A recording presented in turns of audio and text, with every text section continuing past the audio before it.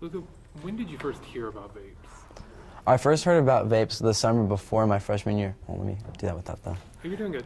The first time I heard about vapes was the summer before my freshman year of high school, but my first time using one was my freshman year of high school.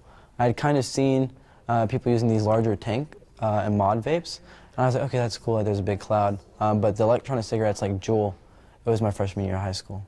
What was it about vapes that were attractive? The fitting in of it, everybody was doing it. It looked so sleek, it looked so, just quite frankly, for lack of better words, cool. The big clouds, the colors, the flavors, everything just seemed about it was very appealing. Are people doing this in school? People are doing it in school. I know when I was doing it, I was victim to doing it in school.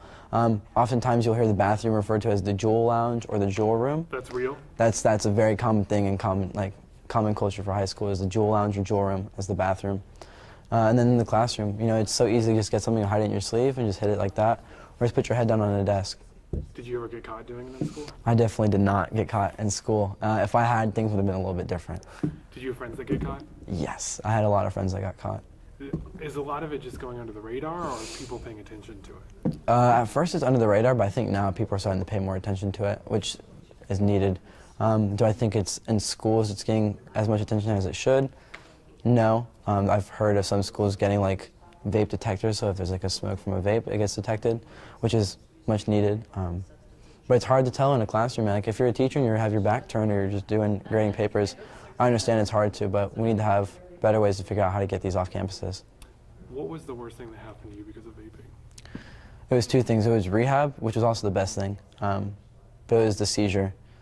It affected my health so much, but I think on a personal level what affected me was how much I threw away in that time. You know, I threw away sports, academics, family, friends, church. Everything that was healthy in my life, I was just treating like it was nothing. What is it about the vaping that made you throw it away, do you think? My focus was changed. My focus was just getting that fix and getting that stress reliever. So I would do anything and everything to do that. So like cutting classes, or? I never cut class. I still had a little bit of a head on my shoulders. But yeah, I never cut class, but like I would cut lunch for sure. I would show up late to class sometimes. But I feel like later on I would have started to cut class because I was definitely getting to that point. Like skipping practices for sports? I actually quit sports as soon as I started, so I never really had practices, but I skipped a lot of Boy Scout stuff, so meetings I weren't going to, the trips I wasn't going on, the camping trips I wasn't going on, so I definitely skipped out on a lot. How often were you vaping? Every day, all day, 24/7. When you say all day? Whenever I was awake, I was doing it. Any waking moment, I was using it. How are you affording this? It's not cheap. No, I would afford it by selling my clothes and my shoes. And surprisingly, like I used to have like baseball cards and Pokemon cards, and I used to sell that too. So basically anything like miscellaneous in my room I would sell, just to get money. And then I started going to like thrift stores and buying clothes from there and selling them. So it was a good business mindset, but it was just used in the wrong direction. How long were you in rehab? 39 days. What was that like? Solo. It was very seldom. Very lonely. You know, you're very restricted in there of what you can and can't do or can and cannot say. You know, you can't use forks. It's only spoons. You don't have knives in there. There's a lot of things you don't have in there that use just simple accommodations. So it was very restricted, very lonely. When was the moment you realized it's time to put down the vape? Honestly, in rehab, I never realized like I needed to stop. The plan was I'd stop for 2 months when I got back home and then go back at it. But it wasn't like, I recognized it was a problem, but I didn't want to stop. But it wasn't until maybe 2 months into me being home where I fully recognized like, this just isn't for me.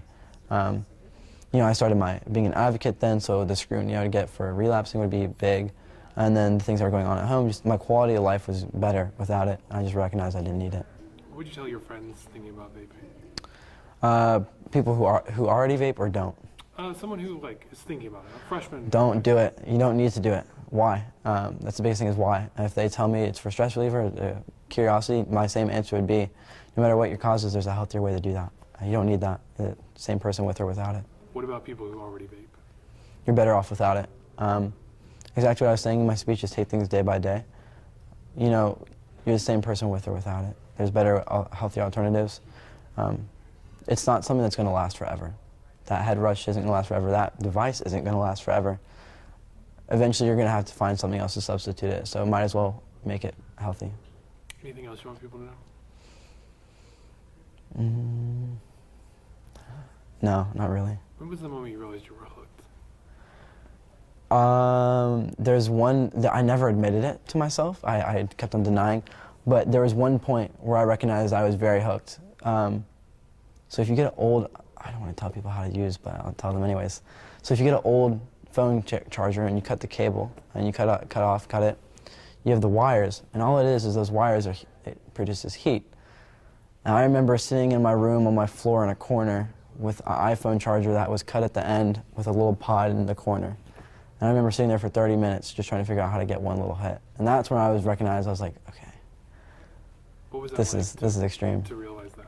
It was kind of a letdown. I was like, I'm an addict. Like, when I think addict, I think heroin users and cocaine. You know, I don't think of, oh, I use nicotine. So it was hard I never accepted it, honestly, but it was just like, it was hard to admit defeat.